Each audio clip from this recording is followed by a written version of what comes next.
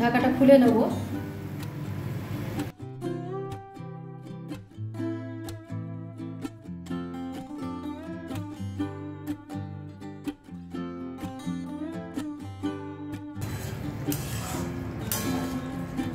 আর কিচ্ছু কিন্তু দিলাম না, তবে পরে আরও কিছু দিতে হবে, অ্যাড হবে কিছু। কাঁচা জল আছে, জলটা আরও কমবে। এখন আমি ডিম দিয়ে একটা রান্না করব। তার জন্য এই 3টে ডিম নিয়ে নিয়েছি, একটা পেঁয়াজ নিয়েছি, আরও কিছু মশলা লাগবে। প্রথমে এটা আমি সিদ্ধ করতে বসিয়ে দিচ্ছি। নমস্কার, আসান কুক টুরে আপনাদের স্বাগত।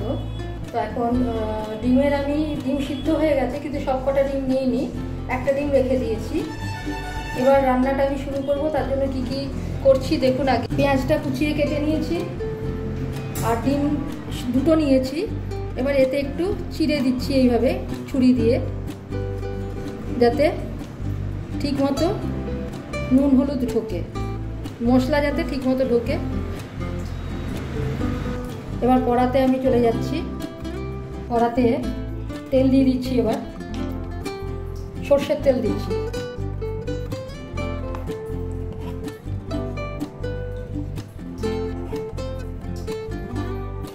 তিন চামচ মতো বা 3 কলা সর্ষের তেল দিয়ে দিলাম। তেল গরম হোক, দিয়ে দিচ্ছি সামান্য নুন আর সামান্য হলুদ।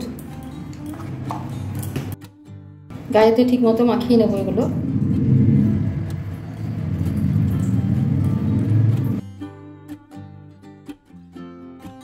গরম হয়ে গেছে, এবার এতে দিয়ে দিচ্ছি ডিম।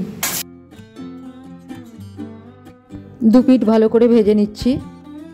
হয়ে গেছে, এবার এগুলো তুলে নিচ্ছি। এই তেলেই এবার দিয়ে দিচ্ছি গোটা জিরে, একটা তেজপাতা, 4টে চেরা কাঁচা লঙ্কা,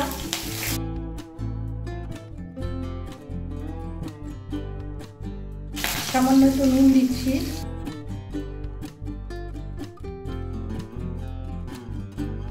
দিয়ে দিচ্ছি পেঁয়াজ কুচি। একটু এগুলো নাড়াচাড়া করে ভেজে নেব, হালকা ভেজে নেব প্রথমে। পেঁয়াজ ভাজার এবার একটু গন্ধ বেরিয়েছে। এখন আমি এতে দিয়ে দিচ্ছি পেঁয়াজ রসুন বাটা 2 চামচ। এটা কিন্তু হাফ ক্রাশ মতো বাটা। এবার দিচ্ছি 1 চামচ আদা বাটা। এবার দিয়ে দিচ্ছি 1 চামচ টমেটো বাটা, এটাও হাফ ক্রাশ। এবার এতে দিয়ে দিচ্ছি আন্দাজ মতো হলুদ।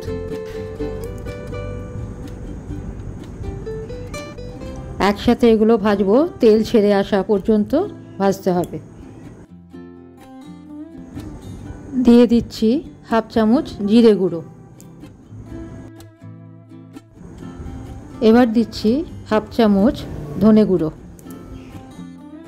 এবার দিচ্ছি স্বাদ অনুযায়ী নুন বা আন্দাজ মতো নুন। এবার দিচ্ছি 1/4 টিস্পুন চিনি। চিনিটা যে যার নিজের স্বাদ মতো দেবেন, মানে কম বেশি করতে পারেন। মিডিয়াম আছে 2-3 মিনিট এইভাবে ভেজে নেব। কম ভাজা হলে একটা কাঁচা গন্ধ থাকবে, সেই জন্য ভাজাটা একটু ভালো করে করতে হবে, যাতে কাঁচা গন্ধটা একদমই পুরোপুরি চলে যায়। দেখুন তেল ছেড়ে এসছে। এখন একটু লঙ্কা গুঁড়ো দিয়ে দিলাম, এটা শুকনো লঙ্কা গুঁড়ো। আমার কাঁচা লঙ্কা গুঁড়ো খুব একটা ঝাল নেই বলেই মনে হচ্ছে, সেই জন্য আমি একটু শুকনো লঙ্কা গুঁড়ো দিলাম। আপনারা কেউ ইচ্ছা করলে কিন্তু শুকনো লঙ্কা গুঁড়ো স্কিপ করতে পারেন, তার বদলে কিন্তু কাশ্মীরি লঙ্কা গুঁড়োও দিতে পারেন। ভালো মতোই ভাজা হয়ে গেছে, এবার এতে জল দিয়ে দিচ্ছি। একটা জিনিস লক্ষ্য করবেন, আমি কিন্তু খুব বেশি তেলে রান্না করি না। আমার কিন্তু তেল ছেড়ে এসছে, কিন্তু খুব বেশি তেল ছেড়ে আসেনি। তো আমি একটু কম তেলেই রান্না করি, মাঝামাঝি ধরনের। আচ্ছা, জল দিয়ে দিয়েছি। এবার হাই ফ্লেম করে দেবো, কারণ আমার তো বেশি কিছু সিদ্ধ হওয়ার নেই।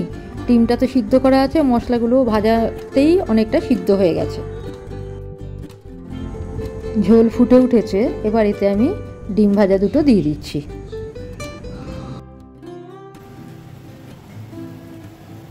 ঢাকা দিয়ে দিলাম, ফিরে আসছি একটু পরে। বলি এটা তো জলে সিদ্ধ হচ্ছে আর কি, কাঁচা জলের গন্ধটা চলে যাক, গ্রেভিটা কমবে। এত মুশকিলে পড়েছি, আমার ফোন হ্যাক হয়ে গেছিলো, ইউটিউব পুরো হ্যাক হয়ে গেছিলো।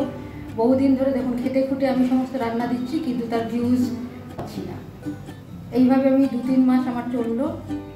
এখন নিজে থেকে একটু এটা ওটা করে, কারণ আমার ফোনের ক্ষেত্রে আমি অনেক কিছু জানি না, আমি শিখে শিখে ইউটিউবে সার্চ করে করে শিখে শিখে আমি করি। এইভাবে কাজ চালাচ্ছি, যতটা পারছি করছি, দেখাচ্ছি। ওটা অনেকটা ফুটে এলো। ঢাকাটা খুলে নিয়ে ঘেঁটে দেবো, এইভাবে মাঝে মাঝেই কিন্তু ঘেঁটে দিতে হবে। আর এখন আমি ঢাকা দেবো না আর কি, জলটাকে এবার শুকোবো।